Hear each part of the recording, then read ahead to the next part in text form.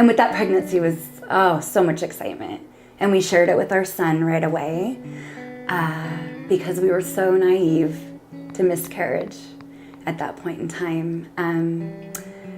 I had an aunt who had experienced miscarriage. Gosh, I had a really close girlfriend who had experienced miscarriage. And I do remember her telling me the pain, but by that time she'd already had her living child. So maybe I downplayed it a little bit because she had a baby in her hands. That reflection is so interesting when you look back. So we told our son, and I shared a birth video with him. Just, here's what's happening with mama. We were all laying in bed as a family, and it was just such a special moment. Like, here's what's coming. I was 6 weeks along, and I felt a pop on the right side of my body. Instant pain, like cramp, pain. And I stood up and and just started rubbing my belly. And Max, my son, looked at me and said, "Are you okay, Mom?" And oh yeah, and they just kept watching the TV, and I ran into the bathroom and everything just fell apart. Puking, bleeding, Joe trying to keep our son back from witnessing anything. My mom raced to get here. She lives a half an hour away. So we took Max to the ER, and all the while I'm trying to keep my mom game on and keep a straight face. Oh no, it's okay, baby. Oh yeah, Mom, just, little pain. We're just gonna go see what the doctors have to say. And my mom showed up and whisked him away. And so we didn't share anymore with him until we were certain of what went on. But I miscarried for the next week. I think I really held on to that baby physically. The most shocking thing to me about miscarriage is how painful it is. How painful at 6 weeks. It felt like labor with my full-blown child. Full-term child.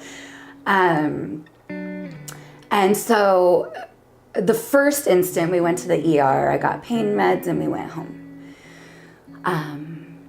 And then that was over Labor Day weekend. I stayed home from work and just kept bleeding, kept hoping, kept praying, sitting on my yoga mat. If I put enough thought into it, maybe we can keep this baby. The woman at the ER, a nurse, I remember this. She said, "I had bleeding early in my pregnancy too, and my daughter's 25 years old." I know. She was trying to give me hope. I just didn't know where to put my thoughts. So I hunkered down at home for that next week. And then in the middle of the night, I woke up with even more horrible pain. That was when the full labor feelings came on. And I paced the floors early in the morning till my husband got up for work and told him. My sister-in-law raced over to sit with our son while my husband took me to the hospital again.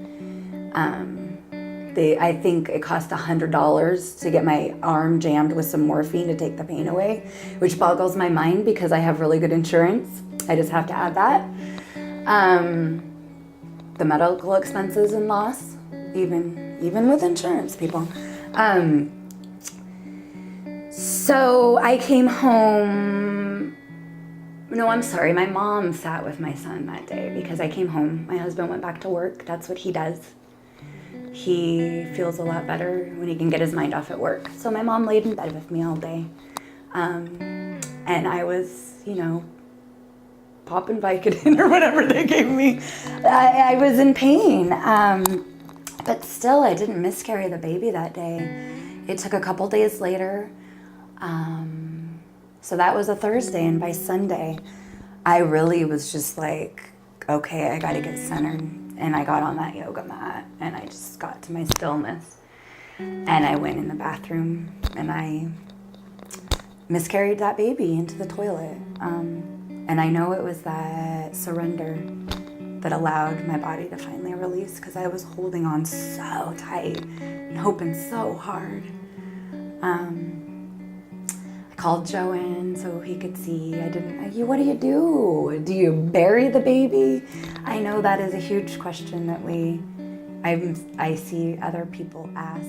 I meditated over that baby. I honestly kind of explored what it looked like a little bit. Just took time. It was my only time. I knew that it was it. So, yeah, that was my miscarriage. I laugh. A lot of times with my grief, I laugh. That's like my coping mechanism. Yeah.